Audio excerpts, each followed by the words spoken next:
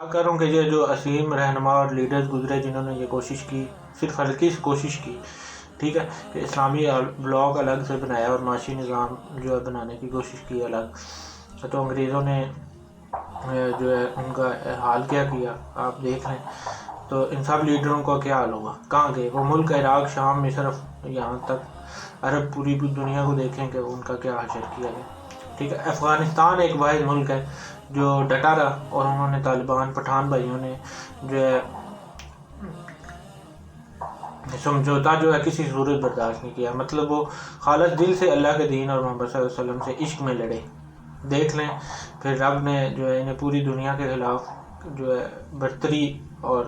انگریزوں یہودی سمیت پوری دنیا میں جو ہے ان کو رسوا ذلیل بھی کیا اور ان پہ برتری بھی دی رب تعالیٰ نے، ٹھیک ہے۔ تو وہاں سے وجہ صرف اور صرف یہ تھی کہ وہ دین حق کے قانون اور اللہ کی حاکمیت کو اس روح زمین پر کسی غیر اسلامی یا بت پرست یا مشرکوں کو اپنا حاکم ماننے سے مکر گئے، ٹھیک ہے، اور ڈٹ گئے اس بات پہ کہ مر جائیں گے، تباہ ہو جائیں گے، لیکن تمہیں حکمران نہ بنائیں گے اور نہ مانیں گے،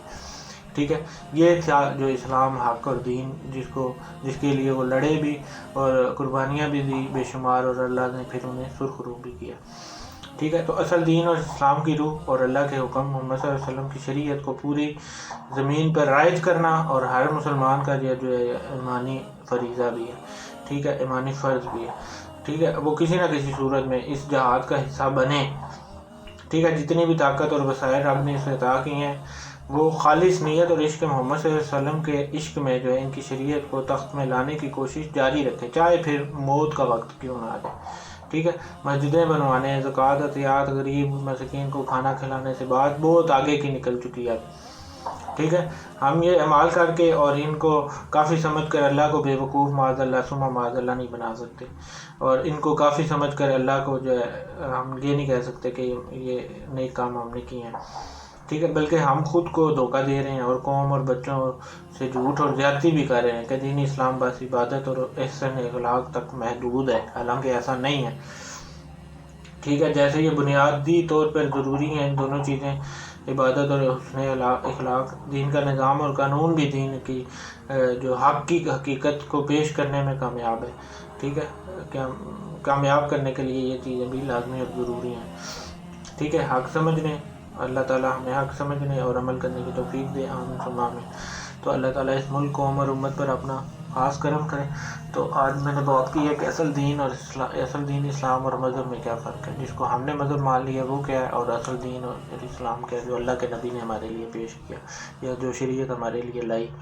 یا جو اللہ کے احکامات کے نزدیک قرآن کے میں آئے احکامات اور ترتیب اور تربیت جو مسلمان امت کے لیے تھی یا ہے، وہ کیا ہے، اور مذہب کیا ہے جو ہم پہ جو اس ٹائم جس کو ہم نے مذہب مانا ہوا ہے وہ کیا چیز ہے۔ ان دونوں میں فرق آج ہم نے سمجھے، آگے نیکسٹ انشاءاللہ اگلے کسی پھر اچھے سے ٹاپک پہ بات کریں گے۔ اللہ تعالیٰ بس ہمیں حق سمجھنے اور اس پہ عمل کرنے کی توفیق عطا فرمائے، آمین ثم آمین۔ اپنا خیال رکھیے گا، اللہ تعالیٰ اس ملک اور قوم اور امت پر اپنا خاص کرم کرے۔ اللہم صلی علی سیدنا محمد وعلی آلہ بقدر حسنہ و جمالہ۔ السلام علیکم۔